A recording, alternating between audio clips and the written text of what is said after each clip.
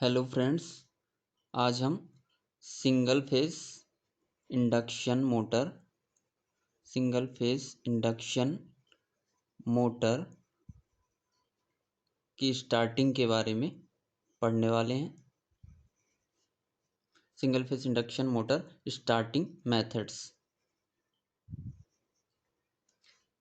कौन कौन सी मेथड्स हैं जिससे हम सिंगल फेस इंडक्शन मोटर को स्टार्ट कर सकते हैं, जिसमें से पहली मेथड है स्प्लिट फेस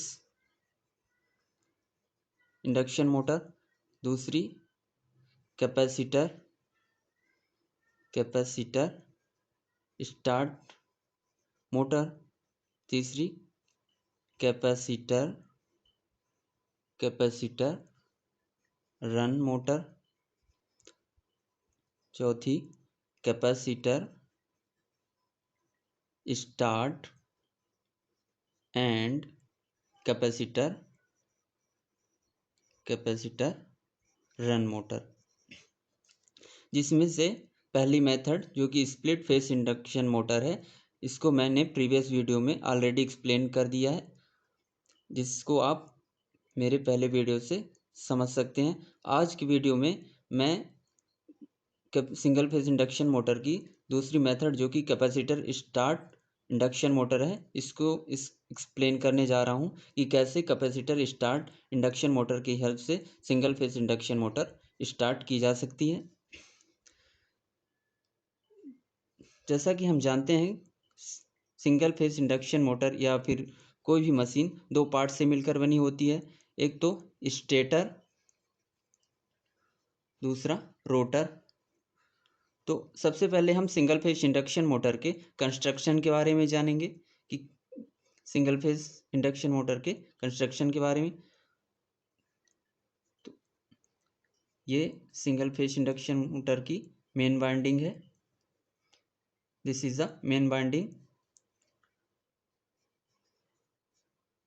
और ये कैपेसिटर कनेक्टेड है यहाँ पे, जैसा कि यहाँ पे लिखा कैपेसिटर स्टार्ट मोटर, इसलिए यहाँ पे हम कैपेसिटर कनेक्ट कर रहे हैं। और ये सेंट्रीफ्यूगल स्विच, मैं इस सेंट्रीफ्यूगल स्विच का यूज बताऊंगा। ये ऑक्सिलरी वाइंडिंग है जो कि मोर रजिस्टिव होती है। इसका इम्पिडेंस अगर मैं लिखूं तो RA+J से। ये सेंट्रीफ्यूगल स्विच है। ये सेंट्रीफ्यूगल स्विच है। ये कैपेसिटर हाई रखा जाता है, कैपेसिटर की वैल्यू हाई रखी जाती है। ये हमारा रोटर है, ये हमारा रोटर है। ये कंडक्टर्स रखे हुए हैं रोटर पे, ये रोटर है। यहाँ पे सिंगल फेज सप्लाई भी at an angle of 0 degree single phase supply दी जाती है। यहाँ पे सप्लाई करंट आई है। यहाँ पे मेन वाइंडिंग करंट इस तरह से डिस्ट्रीब्यूट होगा और ऑक्सिलरी वाइंडिंग करंट इस तरह से डिस्ट्रीब्यूट होगा। यहाँ पे कैपेसिटर की वैल्यू हाई रखी जाती है ताकि ऑक्सिलरी वाइंडिंग द्वारा जो फेज क्रिएट होगा वो हायर हो और मेन वाइंडिंग और ऑक्सिलरी वाइंडिंग के बीच हाई टॉर्क प्रोड्यूस किया जा सके। यहाँ पे मैं सेंट्रीफ्यूगल स्विच का यूज बताऊंगा।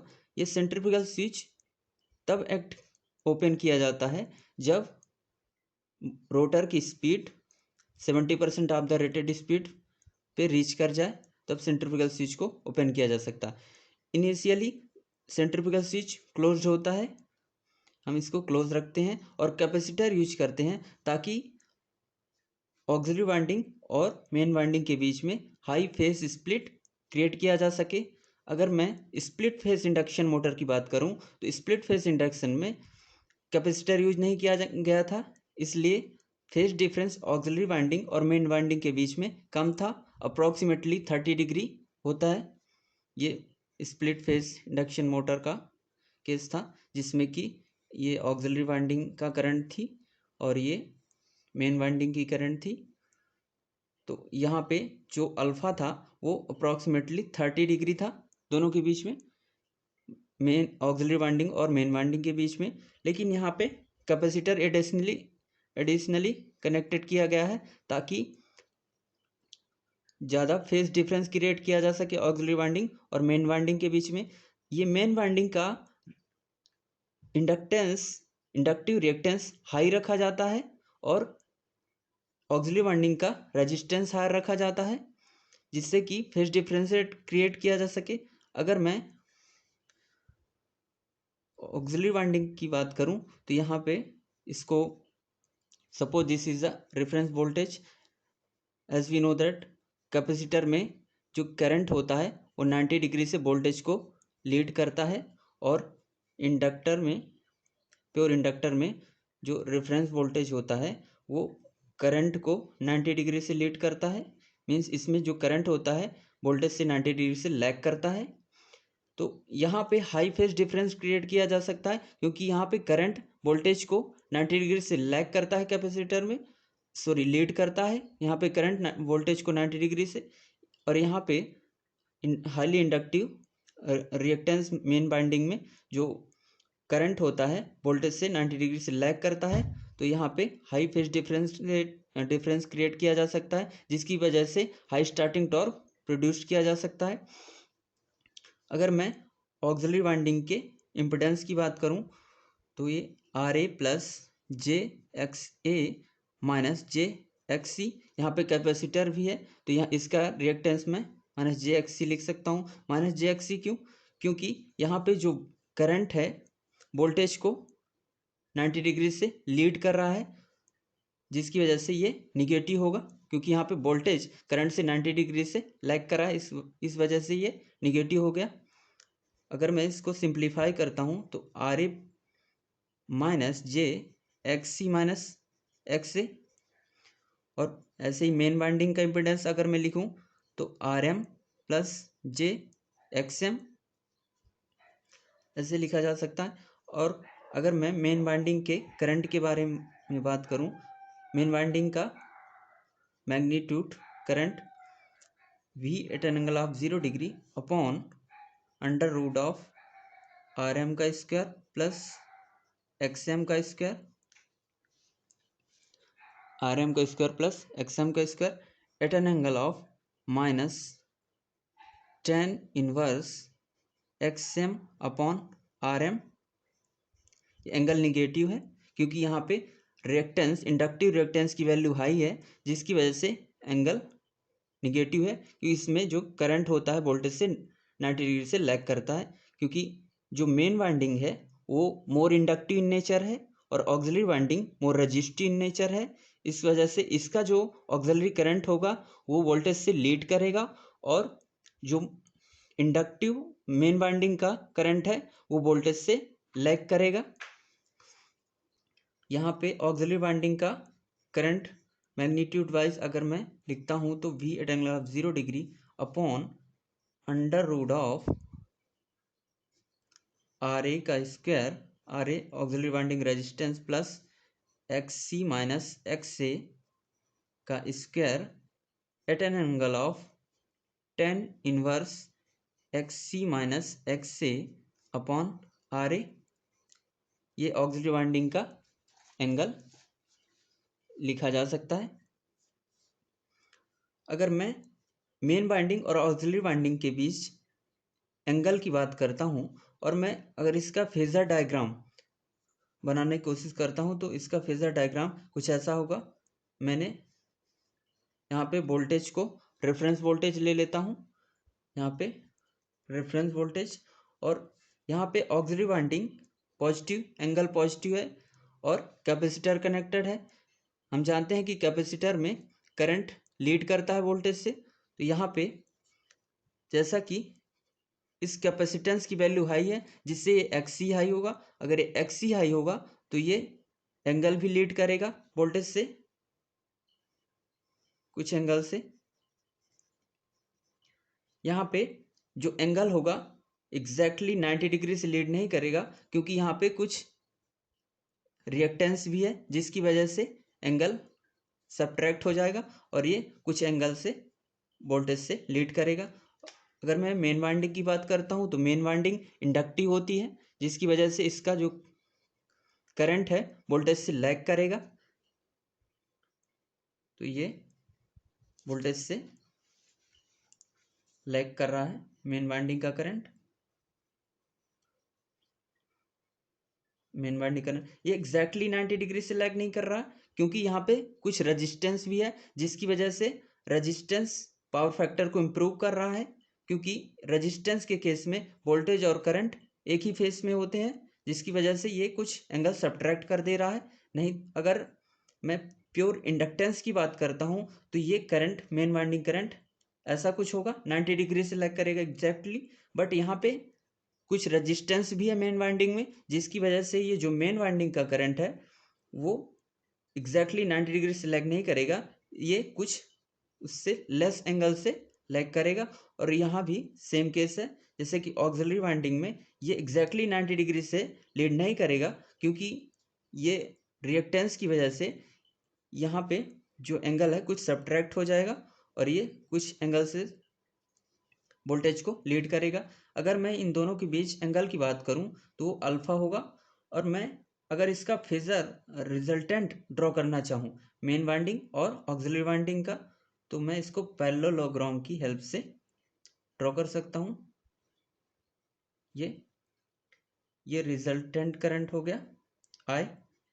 अगर मैं इस वोल्टेज और रिजल्टेंट करंट के बीच का एंगल की बात करूं तो ये फाई होगा, ये फाई होगा। ये फाई क्या डोनेट कर रहा है, ये फाई पावर फैक्टर को रिप्रेजेंट कर रहा है। ये पावर फैक्टर क्या होता है, power factor is the angle between voltage and current. तो ये पावर फैक्टर को डोनेट कर रहा है फाई, और ये एंगल अल्फा ऑक्सिलरी वाइंडिंग और मेन वाइंडिंग के बीच का करंट डोनेट कर रहा है।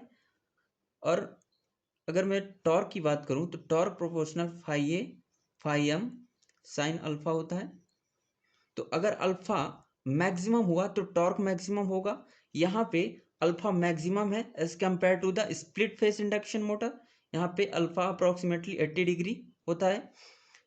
स्प्लिट फेस इंडक्शन मोटर में अगर मैं स्प्लिट फेस इंडक्शन मोटर का फेजर डायग्राम यहाँ पे थोड़ा सा अगर मैं ड्रॉ करूँ, ये वोल्टेज हो गया मेरा रेफरेंस, ये ऑक्सिलरी वाइंडिंग का करंट हो गया और ये मेन वाइंडिंग का करंट हो गया। तो यहाँ पे जो अल्फा होता है ये अप्रॉक्स 30 डिग्री होता है। तो यहाँ पे अल्फा लेस है as compare to the in capacitor start methods में। यहाँ पे अल्फा कम है, यहाँ पे अल्फा 30 डिग्री है। अगर मैं अल्फा को 30 डिग्री लिखता हूँ तो टॉर्क मेरा कम मिलेगा, क्योंकि अल्फा लेस है इसलिए टॉर्क भी कम होगा। लेकिन अगर मैं कैपेसिटर स्टार्ट मेथड की बात करूं तो यहाँ पे अल्फा मैक्सिमम है, अल्फा हाई है, इसकी वजह से टॉर्क भी हाई होगा। इस वजह से कैपेसिटर स्टार्ट मेथड में टॉर्क हायर किया जा सकता है by changing the phase difference. Here we can see how by changing the phase difference between auxiliary winding and main winding, how the starting torque can be produced and increased. अगर मैं split phase induction motor की बात करूं तो यहाँ पे torque moderate मिल रहा था, क्योंकि यहाँ पे एंगल जो फेस डिफरेंस ऑक्सिलरी वाइंडिंग और मेन वाइंडिंग, ऑक्सिलरी वाइंडिंग और मेन वाइंडिंग के बीच कम था, क्योंकि वहाँ पे कैपेसिटेंस नहीं था। इस वजह से जो फेस डिफरेंस ऑक्सिलरी वाइंडिंग और मेन वाइंडिंग के बीच आ रहा था वो कम था। अगर फेस डिफरेंस ऑक्सिलरी वाइंडिंग और मेन वाइंडिंग के बीच कम है तो इस फॉर्मूले से टॉर्क भी कम होगा। अब यहाँ पे कैपेसिटर स्टार्ट मोटर की वजह से यहाँ पे कैपेसिटेंस भी है, हाई स्टार्टिंग टॉर्क है। यहाँ पे हमें यहाँ ध्यान रखना है कि ये जो कैपेसिटर है सिर्फ स्टार्टिंग पर्पस के लिए यूज किया जा सकता है। कैपेसिटर स्टार्टिंग टॉर्क के लिए यूज किया गया है। तो यहाँ पे कैपेसिटर की वजह से high phase difference auxiliary winding और मेन वाइंडिंग के बीच प्रोड्यूस किया गया है, जिसकी वजह से हायर एंगल होने की वजह से टॉर्क भी हाई मिल रहा है। तो ये फेजर डायग्राम है कैपेसिटर स्टार्ट मोटर का, और एक कैपेसिटर ये स्प्लिट फेस मोटर का है।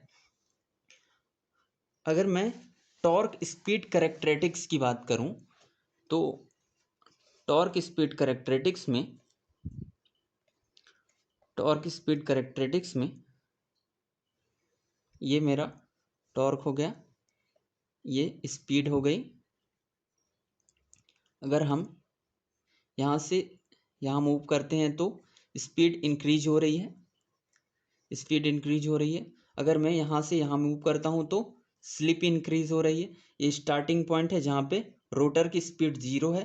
रोटर की स्पीड 0 है तो स्लिप NS माइनस NR अपान NS। अगर रोटर की स्पीड 0 है तो स्लिप 1 होगी। ये अगर मैं सिर्फ मेन वाइंडिंग की वजह से टॉर्क देखूं तो मेन वाइंडिंग की वजह से टॉर्क कैसा मिलेगा? ये मेन वाइंडिंग की वजह से टॉर्क मिला। अगर ऑक्सिलरी वाइंडिंग और मेन वाइंडिंग की वजह से टॉर्क देखूं तो मेन वाइंडिंग, ऑक्सिलरी वाइंडिंग और मेन वाइंडिंग की वजह से टॉर्क ऐसा कुछ देखने को मिलेगा। ऐसा कुछ यहाँ पे स्विच एक्ट करता है सेंट्रीफ्यूगल स्विच। यहाँ पे सेंट्रीफ्यूगल स्विच ओपन होता है जिसकी वजह से कैपेसिटर और ऑक्सिलरी वाइंडिंग यहाँ पे रिमूव्ड की जा सकती है, जिसकी वजह से ये टॉर्क सिर्फ मेन वाइंडिंग की वजह से प्रोड्यूस होगा। सपोज अगर यहाँ पे कुछ मैकेनिकल डिस्टरबेंस की वजह से या कुछ डिस्टरबेंस की वजह से कैपेसिटर ओपन नहीं होता है तो टॉर्क कैसा प्रोड्यूस होगा? तो ये टॉर्क ऐसा कुछ आएगा और यहाँ पे स्विचिंग नहीं होगी और ये टॉर्क ऐसा कुछ आएगा।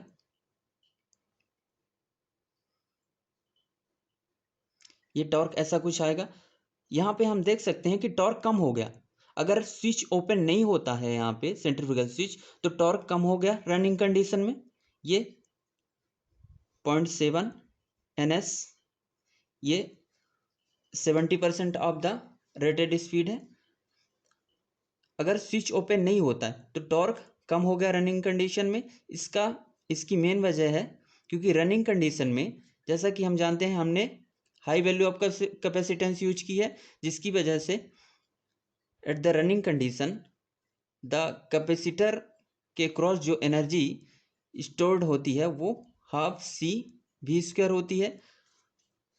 तो कैपेसिटेंस की वैल्यू हाई होने की वजह से जो कैपेसिटर के क्रॉस जो एनर्जी स्टोर्ड होगी वो भी हाई होगी। एट रनिंग कंडीशन हमें कैपेसिटर की रिक्वायरमेंट नहीं है क्योंकि हम ऑलरेडी ये जो टॉर्क है स्टार्टिंग टॉर्क ऑलरेडी इंक्रीज कर चुके हैं by the use of capacitor, high value of capacitor, so that starting torque has been increase. जैसा कि अगर मैं बात करता हूँ टॉर्क जो कि प्रोड्यूस्ड हो रहा है सिर्फ मेन वाइंडिंग से, ये बहुत कम है जिसकी वजह से मोटर स्टार्ट रोटेट नहीं की जा सकती क्योंकि ये टॉर्क 0 है इनिशियली। लेकिन कैपेसिटर कनेक्ट करने से और ऑक्सिलरी वाइंडिंग कनेक्ट करने से ये स्टार्टिंग टॉर्क यहाँ तक इंक्रीज हो गया, जिसकी वजह से यहाँ तक का लोड ये मोटर रोटेट कर सकती है। स्टार्टिंग टॉर्क तो कैपेसिटर यूज किया जाता है स्टार्टिंग टॉर्क इंक्रीज करने के लिए। हमारा जो यहाँ पे मेन उद्देश्य है capacitor, high value of capacitor choose करने की, वो स्टार्टिंग टॉर्क को इंक्रीज करने की, जो कि हम ऑलरेडी इंक्रीज कर चुके हैं यहाँ पे। इसलिए रनिंग कंडीशन में अगर मैं टॉर्क और पावर के बीच में रिलेशन देखूं, ये मैकेनिकल स्पीड है और ये पावर, ये टॉर्क। तो अगर स्पीड हाई है तो टॉर्क की रिक्वायरमेंट कम है। तो यहाँ पे स्पीड हाई है क्योंकि 70% ऑफ रेटेड स्पीड है, तो यहाँ पे स्पीड हाई है तो यहाँ पे हमें टॉर्क की रिक्वायरमेंट कम होगी, जिसकी वजह से हम यहाँ पे सेंट्रीफ्यूगल स्विच को ओपन कर देते हैं, जिसकी वजह से कैपेसिटर और ऑक्सिलरी वाइंडिंग डिस्कनेक्ट हो जाती है मेन वाइंडिंग से। तो टॉर्क प्रोड्यूस्ड जो होता है वो सिर्फ मेन वाइंडिंग की वजह से होता है। ये टॉर्क प्रोड्यूस्ड होता है मेन वाइंडिंग की वजह से, मेन वाइंडिंग। और ये जो टॉर्क डिक्रीज्ड हो गया, ये डिक्रीज्ड क्यों हो गया? क्योंकि at running condition switch open नहीं हुआ, और स्विच ओपन नहीं हुआ जिसकी वजह से जो कैपेसिटर के क्रॉस एनर्जी स्टोर्ड हुई हाफ CV² हुई, जिसकी वजह से रनिंग कंडीशन में एनर्जी वेस्ट हो गई कैपेसिटर के क्रॉस। इसलिए ये टॉर्क रनिंग कंडीशन में कम हो गया। इसलिए हम जैसे 70% of the rated speed rotor की होती है तो हम सेंट्रीफ्यूगल स्विच को ऑफ कर देते हैं। जिससे कि हमारा जो टॉर्क है वो डिक्रीज ना हो। यहाँ पे जो टॉर्क है मेन वाइंडिंग की वजह से है, तो यहाँ पे जो टॉर्क है सिंगल फेस होगा, क्योंकि ये सिर्फ मेन वाइंडिंग की वजह से है। तो मेन डिसएडवांटेज जो है यहाँ पे कैपेसिटर स्टार्ट मोटर का यही है कि जो रेटेड स्पीड के बाद मीन्स हायर स्पीड पे जो हमें टॉर्क है यूनिफॉर्म नहीं मिलता, क्योंकि जो टॉर्क है सिर्फ सिंगल फेस की वजह से है, ये टू फेस की वजह से नहीं है। इनिशियली ये टू फेस की वजह से था, एक तो ऑक्सिलरी वाइंडिंग की वजह से और मेन वाइंडिंग की वजह से। ये जो टॉर्क है ये मेन वाइंडिंग और ये मेन प्लस ऑक्सिलरी वाइंडिंग, ये जो टॉर्क है मेन प्लस ऑक्सिलरी वाइंडिंग दोनों की वजह से, और ये जो टॉर्क है मेन वाइंडिंग की वजह से। तो यहाँ पे टू फेस टॉर्क मिल रहा था हमें, टू फेस सप्लाई ही थी। यहाँ पे हमने यहाँ पे ऑक्सिलरी वाइंडिंग रिमूव कर दिया सेंट्रीफ्यूगल स्विच ऑफ करके, तो यहाँ पे सिर्फ जो टॉर्क मिल रहा है हमें सिंगल फेस की वजह से मिल रहा है। तो यहाँ पे नॉइज क्रिएट होगी, क्योंकि टॉर्क यूनिफॉर्म नहीं है। अगर टॉर्क यूनिफॉर्म नहीं है तो यहाँ पे नॉइज क्रिएट होगी। तो इसका मेन डिसएडवांटेज यही है कि हायर स्पीड में जो टॉर्क होता है यूनिफॉर्म नहीं होता और नॉइज क्रिएट होती है। इसलिए हम कैपेसिटर स्टार्ट मेथड जो होती है इंडक्शन मोटर को स्टार्ट करने की हम यूज नहीं करते। अभी रनिंग में हमारी capacitor start and capacitor run motor use हो रही है, क्योंकि ये हमारी दोनों कंडीशन को फुलफिल कर रही है। ये हमें हाई स्टार्टिंग टॉर्क भी प्रोवाइड करा रही है, एज वेल एज रनिंग में हमारे पावर फैक्टर को इम्प्रूव कर रही है और टॉर्क को भी यूनिफॉर्म बना रही है, जिससे कि नॉइस को रिड्यूस किया जा सकता है। इसलिए जो अभी जो मोटर यूज हो रही है, जो स्टार्टिंग मेथड है सिंगल फेज इंडक्शन मोटर की, वो है capacitor start capacitor run motor. तो इस टॉर्क स्पीड कैरेक्टरिस्टिक्स से अगर मैं कुछ पॉइंट कंक्लूड करूं तो वो हैं हाई स्टार्टिंग टॉर्क। मैं यहाँ पे हाई स्टार्टिंग टॉर्क की बात कर रहा हूँ, क्योंकि यहाँ पे जो कैपेसिटर की वैल्यू हाई रखी जाती है, जिससे कि हाई स्टार्टिंग टॉर्क प्रोड्यूस किया जा सके। दूसरा, हाई करंट क्योंकि torque is proportional to the flux into current. अगर इनिशियल करंट हाई होगा तो टॉर्क भी हाई होगा। Third, rating. यहाँ पे हम इस मेथड को रेटिंग अप टू 6 किलोवाट तक की रेटिंग तक के लिए इस मेथड को हम यूज कर सकते हैं। चौथा, ये जो मशीन है ये हार्ड लोड को ड्राइव करने के लिए यूज की जाती है। हार्ड लोड को हम ड्राइव कर सकते हैं इस मेथड की वजह से, क्योंकि हमारा जो स्टार्टिंग टॉर्क है हाई है, इसलिए हम हाई लोड को ड्राइव कर सकते हैं इस मशीन की वजह से।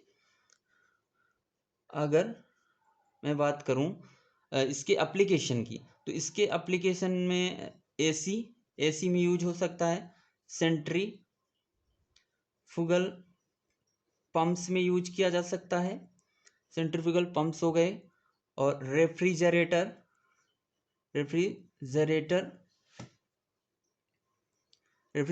में। तो ये हो गया एप्लीकेशन। अगर मैं डिसएडवांटेज की बात करूं, इस मशीन के डिसएडवांटेज की बात करूं,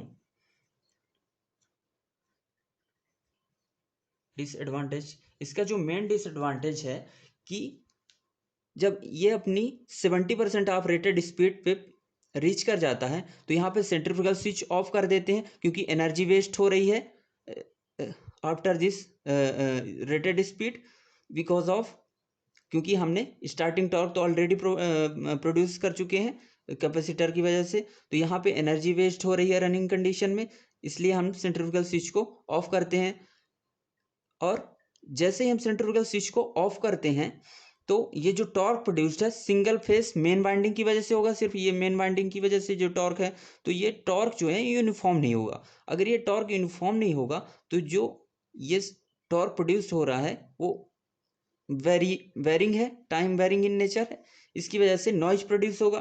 तो जो मेन डिसएडवांटेज है ये रनिंग कंडीशन में ये जो मोटर है नॉइज प्रोड्यूस करती है, रनिंग कंडीशन में नॉइज प्रोड्यूस करती है क्योंकि सिंगल फेस टॉर्क यूनिफॉर्म नहीं है, इसलिए नॉइज प्रोड्यूस करती है, जिसकी वजह से हम कैपेसिटर रन मोटर यूज करते हैं, क्योंकि कैपेसिटर रन मोटर में हम स्विच को ऑफ नहीं करते, हम कैपेसिटर को परमानेंटली के लिए कनेक्टेड कर देते हैं, जिसकी वजह से हमें यहाँ पे टू फेज सप्लाई भी मिलेगी। हम यहाँ पे सेंट्रीफ्यूगल स्विच को ऑफ नहीं करेंगे, जिसकी वजह से हम यहाँ पे रेटेड स्पीड पर भी 70% ऑफ रेटेड स्पीड पर भी हमें टू फेज सप्लाई की वजह से टॉर्क मिलेगा, जिसकी वजह से ये टॉर्क यूनिफॉर्म होगा, जिसकी वजह से नॉइस नहीं होगी। लेकिन कैपेसिटर रन मोटर का भी एक डिसएडवांटेज होगा, क्योंकि जब हम कैपेसिटर रन मोटर यूज करेंगे तो उसकी वैल्यू कम होगी, उसकी वैल्यू कम होगी तो स्टार्टिंग टॉर्क कम हो जाएगा, स्टार्टिंग टॉर्क कम हो जाएगा तो ये कम लोड को ड्राइव कर पाएगा, जिसकी वजह से ये डिसएडवांटेज हो जाएगा कैपेसिटर रन मोटर में कि ये हार्ड लोड को ड्राइव नहीं कर सकती, जैसा कि कैपेसिटर स्टार्ट मोटर में पॉसिबल है। यहाँ पे हम हाई लोड को ड्राइव कर सकते हैं, क्योंकि यहाँ पे हमारा जो कैपेसिटेंस की वैल्यू है स्टार्टिंग में वो हाई है, इसलिए हम हार्ड लोड को यहाँ पे ड्राइव कर सकते हैं, लेकिन कैपेसिटर रन मोटर में ये पॉसिबल नहीं है। अब मेन डिसएडवांटेज जो इस मशीन का है, जो मेथड का है, वो यही है कि ये नॉइज़ प्रोड्यूस करता है जैसे ही स्पीड 70% ऑफ रेटेड स्पीड पहुंचती है और हम सेंट्रीफ्यूगल स्विच को ऑफ करते हैं तो ये नॉइज़ प्रोड्यूस करता है, क्योंकि जो टॉर्क है यूनिफॉर्म नहीं है, क्योंकि ये सिर्फ सिंगल फेज की वजह से है। तो ये जो डिसएडवांटेज है वो है नॉइज़। और क्योंकि हमने देखा था कि स्प्लिट फेस इंडक्शन मोटर में जो टॉर्क था वो मॉडरेट था, और इसलिए हमने यहाँ पे कैपेसिटर स्टार्ट मेथड यूज की, क्योंकि हम यहाँ कैपेसिटेंस की हाई वैल्यू सेलेक्ट करके हाई स्टार्टिंग टॉर्क को इम्प्रूव कर पाए, हाई फेज डिफरेंस क्रिएट करके ऑक्सिलरी वाइंडिंग और मेन वाइंडिंग के बीच में हाई फेज डिफरेंस क्रिएट करके हम टॉर्क को इम्प्रूव कर पाए। सो ये जो मेथड है वो स्प्लिट फेस इंडक्शन मोटर से बेटर है, इसलिए हमने इस मेथड को यूज किया। और ये जो कैरेक्टरिस्टिक्स है, और अगर मैं इसकी तीसरी मेथड कैपेसिटर रन मोटर की बात करूं, इसको मैं नेक्स्ट वीडियो में एक्सप्लेन करूंगा। अभी के लिए सिर्फ इतना ही। ये जो मेथड है कैपेसिटर स्टार्ट मेथड है, इसको मैंने एक्सप्लेन किया। अगर आपको ये समझ में आया हो तो प्लीज़ कमेंट करिए, और अगर आपको इससे रिलेटेड कुछ क्वेरी हो, इस मेथड से रिलेटेड कुछ क्वेरी हो, तो आप ज़रूर कमेंट में कमेंट करिए, जिससे कि मैं उसको एक्सप्लेन करने की कोशिश करूँगा। Thank you very much.